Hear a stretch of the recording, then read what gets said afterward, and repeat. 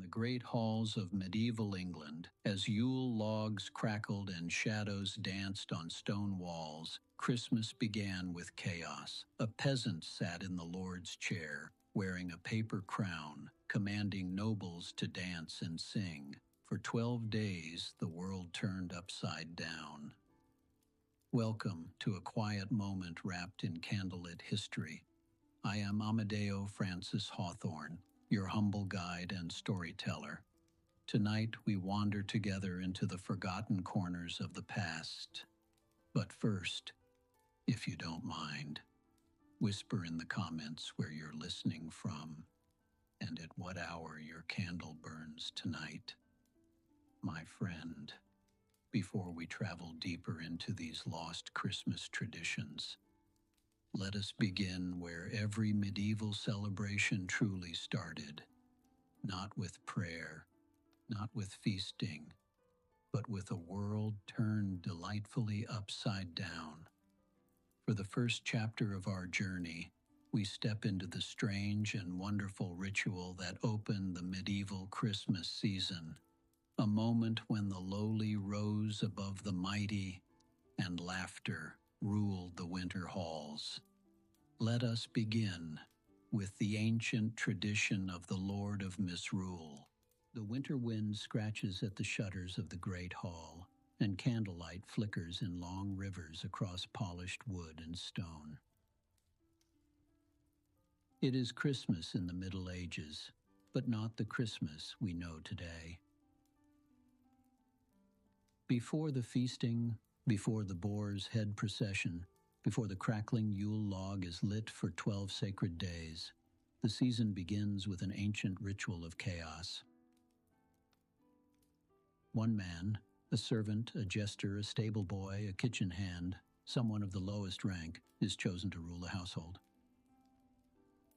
Not in jest, not symbolically, but with real authority over the next 12 days. He is the Lord of Misrule. And in this moment, the world truly turns upside down. The chosen man is dressed in mismatched robes and crowned with a simple band of painted parchment, bright with candle wax colors, holly berries, scraps of gilded foil. It is not a crown of gold, but a crown of mockery. Yet tonight, this fragile thing holds power. He sits upon the Lord's own wooden chair, carved with lions, vines, and crosses, while nobles and knights sit lower on benches. The hall watches in reverent amusement. This spectacle became so beloved that even kings embraced it. Records from the royal court tell us that in 1491, King Henry VII paid 5 full pounds, a staggering sum, merely to appoint his Lord of Misrule. And when his son, Henry VIII, inherited the throne, the tradition grew far larger. Some years, the Lord of Misrule reigned not for 12 days, but for 3 entire months. Under the direction of this peasant king, festivities unfurled in every corner of the hall. He commanded masks, elaborate costumed performances glowing with torchlight. He arranged mummeries where masked figures danced and paraded through snow-dusted courtyards, playing drums and rattling bells. He ordered card games, riddles, dances, and affectionate mockery of the noble household. And the strangest thing of all, the nobles had to obey him. A baron might be instructed to sing a bawdy tune, a knight to perform a clumsy jig, a noblewoman to recite a playful poem. These commands were not optional, for the spirit of Misrule was considered sacred, a necessary release before the hardships of deep winter.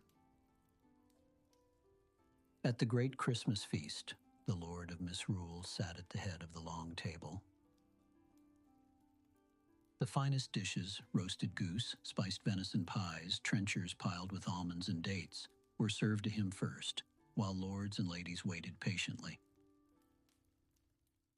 Sometimes even the blessing of the meal could not begin until he gave permission. It was a time when hierarchy crumbled, when the mighty tasted humility and the lowly tasted power. For peasants, servants, and villagers, this was more than entertainment. It was a moment of hope, a whisper that the world could be different, even if only for 12 nights. But this tradition was not without controversy. Some church leaders despised the chaos it created, condemning drunkenness and foolishness in sacred seasons. In towns and villages, the Lord of Misrule sometimes led wild processions through the streets, banging drums, shouting playful insults, and disrupting the quiet order of winter nights. Authorities worried about riots, about massed mischief tipping into real rebellion. Yet the tradition continued, beloved, unstoppable, and deeply rooted. Because the people needed it. A release from darkness, a moment of joy, and a taste of winter magic and communal laughter. On the eve of Twelfth Night, the final night of the medieval Christmas season, the paper crown of Misrule was cast into the fire. Flames curled around its edges, golden wax dripped, and sparks rose into the smoke-dark rafters. With its burning, the world gently returned to its natural order. The peasant became a servant again, the nobles resumed their seats of honor, and the hall settled into quiet winter peace. But for 12 enchanted days, everyone had glimpsed a world where the ordinary became extraordinary, and laughter ruled the dark nights of winter. My dear traveler, the laughter of Misrule fades into the quiet winter air, and something older, deeper, begins to stir. Before the feast, before the music, before the joy of the 12 days, there was fire, a sacred flame meant to guard the home, to bless the land, and to keep away the darkness. Walk with me now into the ancient warmth of the Yule Log Ceremony. Chapter 2. The Yule Log Ceremony, the fire that guarded winter. The cold breath of December slips beneath the door, and the medieval home gathers around its oldest protector.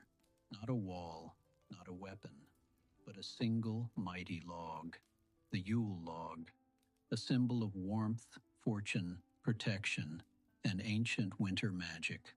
Long before Christmas resembled anything we know today, the Yule log marked the beginning of the season. It was not a small log, but a great one, often so large that it took several men, sometimes oxen, to drag it through the snowy village paths. Families would work together, pulling, lifting, guiding, as children ran beside them through the frost. This was the ritual that promised survival through the darkest nights of the year. Lighting the log, a sacred rule. The lighting of the Yule log was not simple, and it was never done with a fresh flame. It had to be lit using the charred remains of last year's log, carefully saved for 12 months. From one winter to the next, the fire carried memory. To lose those embers was considered a dreadful omen, so the family gathered close, holding their breath, as the small, glowing ember was pressed gently into the new log. The crackle was slow at first, a whisper of flame trying to catch, but once it took hold, warmth bloomed through the hall.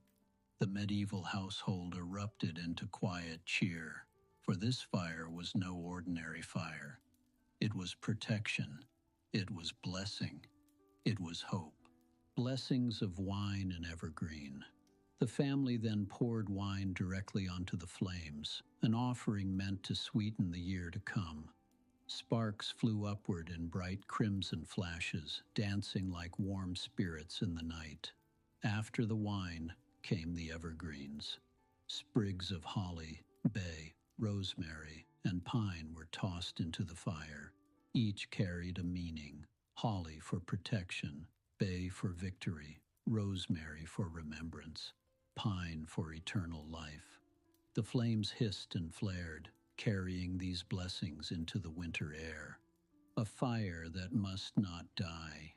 The most sacred rule was simple and terrifying. The Yule log must burn for 12 days straight. If it went out before the 12th night, misfortune would fall upon the house for the coming year. So families tended the fire carefully.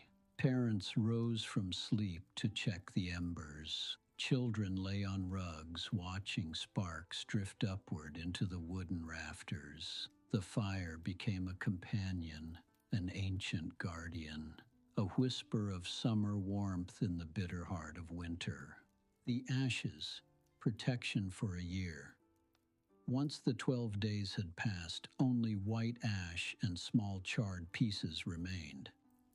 These ashes were never thrown away. They were gathered with reverence and scattered across the fields to bless the soil for spring planting.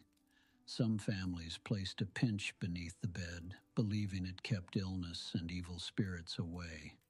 Others tucked small pieces of the log into chests, keeping them as charms of protection. And one final piece, always, was saved to light next year's log. A fire older than Christmas. The Yule log long predates the Christian holiday. It echoes the ancient rituals of Northern Europe, where fire represented rebirth, cleansing, and the returning sun. In the medieval mind, winter was not simply a season. It was a test, a challenge of survival. The Yule log was the heart of that survival, a promise that even in the darkest season, light would always return. And so the ancient log burned. 12 nights of warmth, 12 nights of magic, 12 nights of hope. Its embers carrying the memory of winters past and the promise of spring to come. And now, as the warmth of the Yule fire settles into glowing embers, we turn our attention from flame to feast. In this next chapter, we follow music and candlelight through the great hall, where a most unusual procession begins. Let us continue with Chapter 3, The Boar's Head Procession. Triumph feasting in the theater of medieval Christmas. The fire has burned steadily through the long winter night. Its embers glow low and warm, casting soft light across the stone walls of the great hall.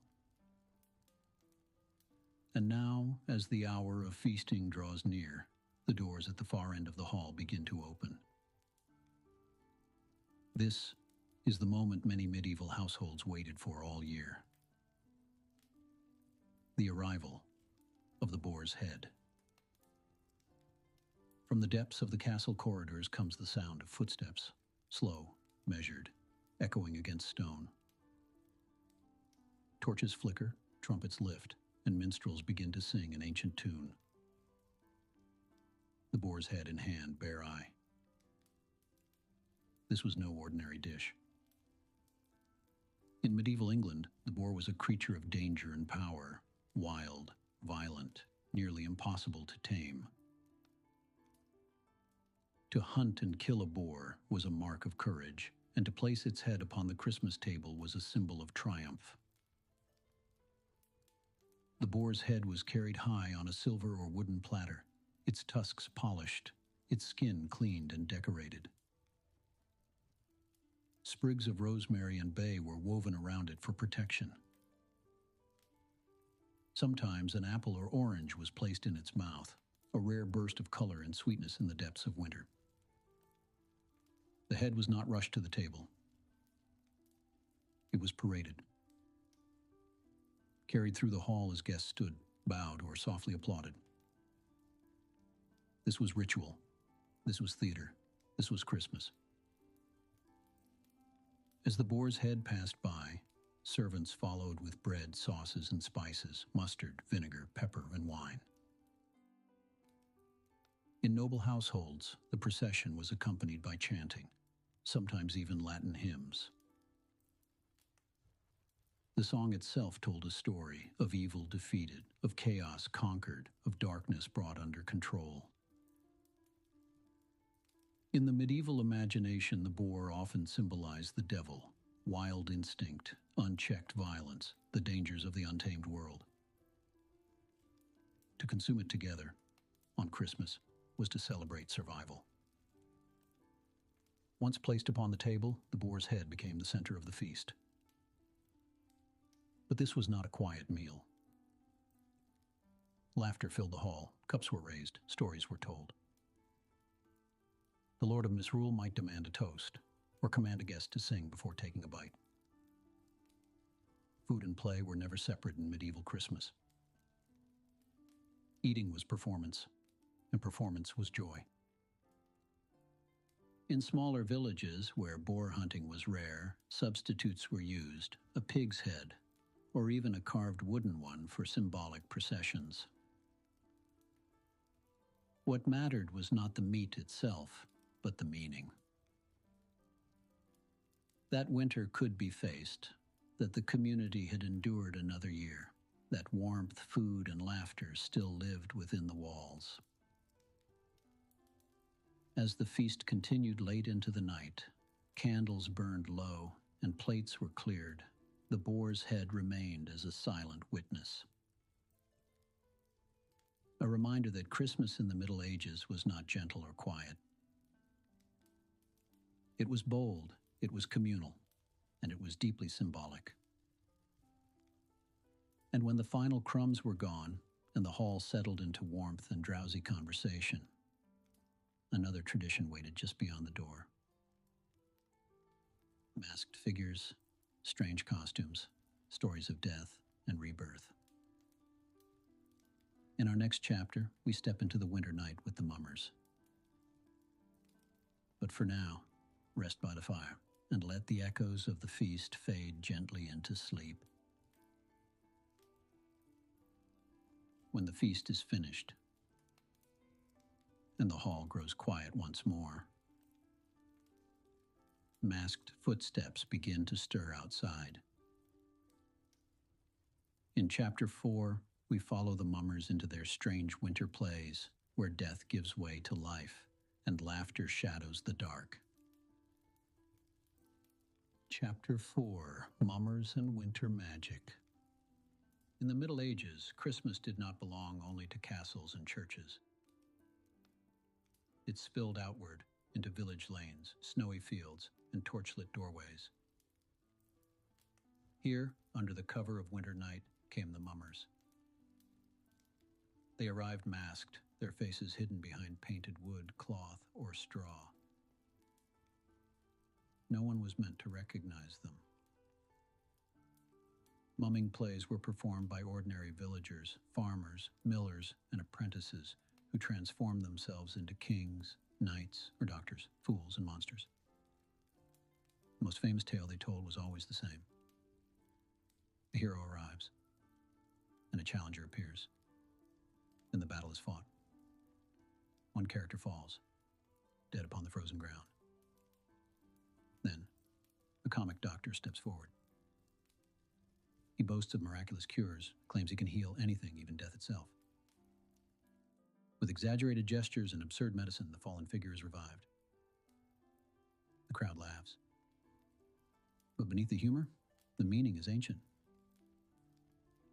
This was the story of winter itself.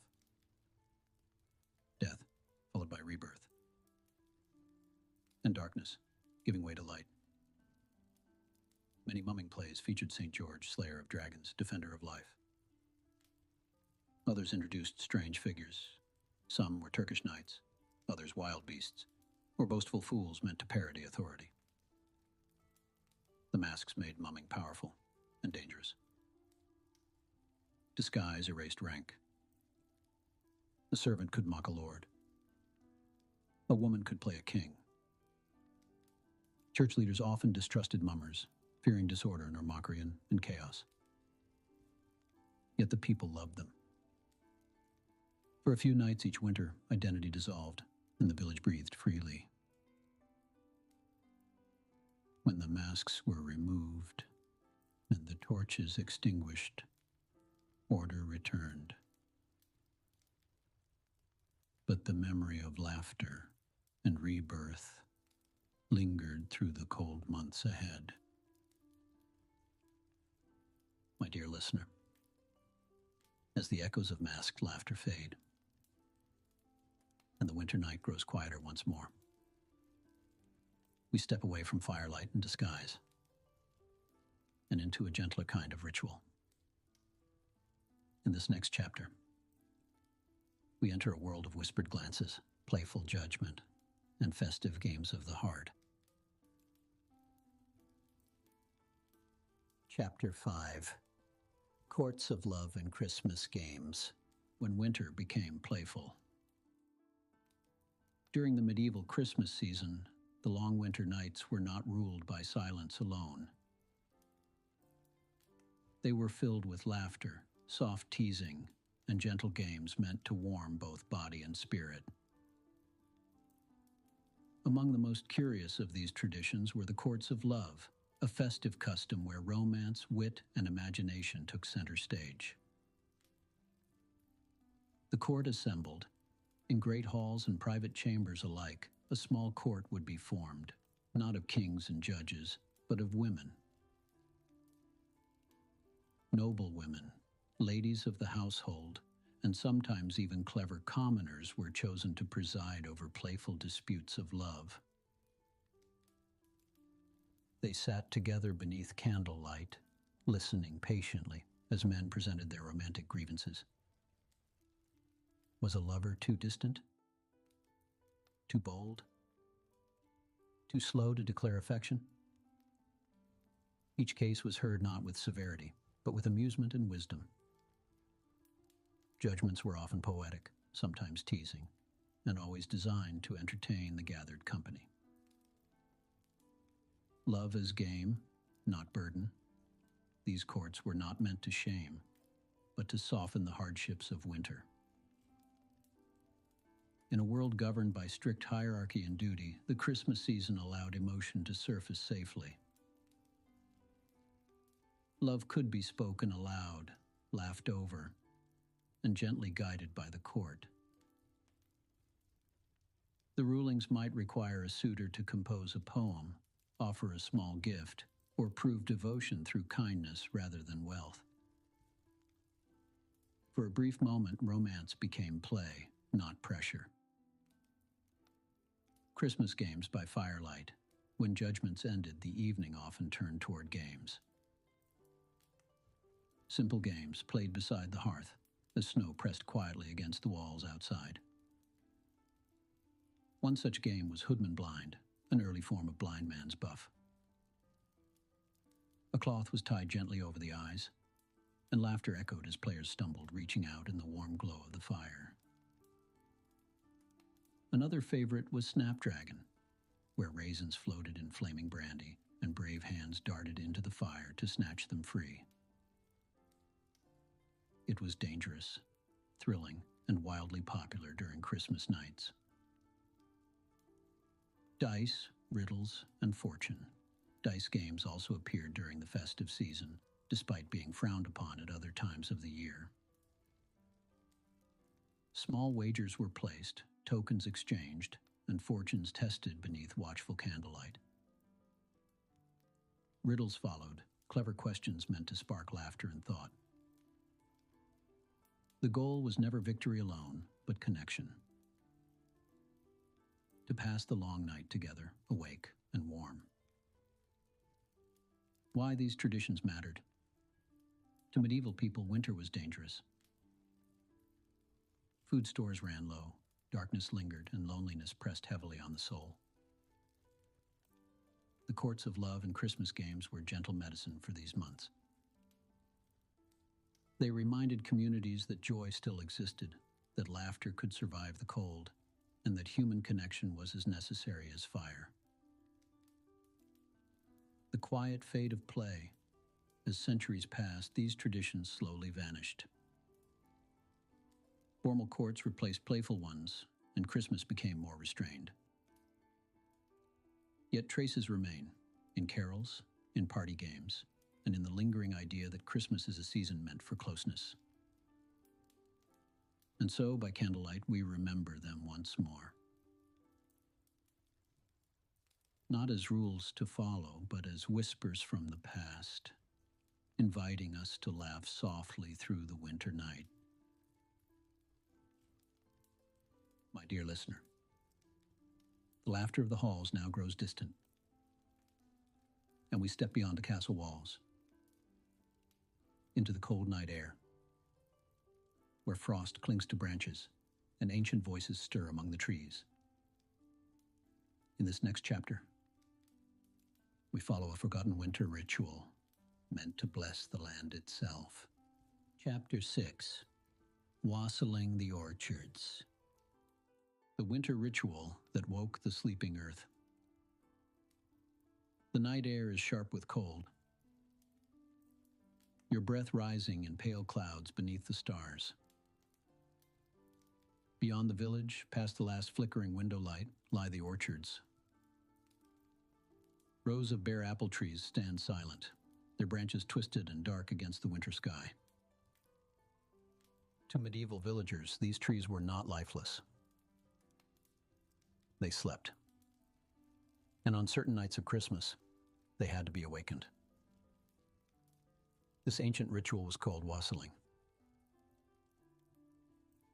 The word comes from Old English, meaning be healthy.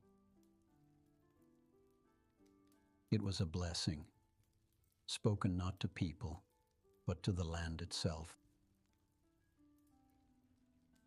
A night procession. Wassailing took place after dark. Villagers gathered with torches, lanterns, and jugs of warm cider spiced with herbs. Children clutched cloaks tight against the cold. Elders carried long sticks or rattles, and songs drifted softly across the frost-covered ground. They walked together into the orchards, their footsteps crunching on frozen earth. This was not a quiet ritual. It was meant to be heard. Waking the trees. At the oldest apple tree, the group would stop. Cider was poured directly onto the roots, a gift to the earth below. Some drank from the same bowl, then raised it toward the branches above. They sang to the trees. Not hymns, but old rhymes passed down through generations. Words promising abundance, warning away hunger, inviting spring to return. To medieval minds, trees could hear. And if they were not properly honored, they might refuse to bear fruit. Noise, fire, and protection. To ensure the message was received, the ritual grew louder. Pots were banged together. Sticks struck tree trunks. In later centuries, some even fired muskets into the branches, a sharp crack echoing through the night. This noise was meant to drive away evil spirits, creatures believed to lurk among dormant branches. Firelight danced across bark and snow, casting long shadows that seemed almost alive. For a moment, the orchard became a place between worlds.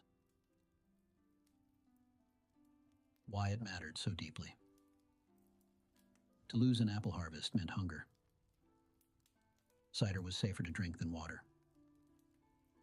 Apples could be stored, dried, and preserved.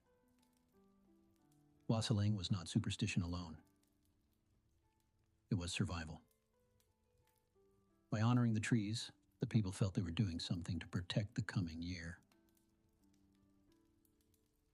Hope, spoken aloud in the cold.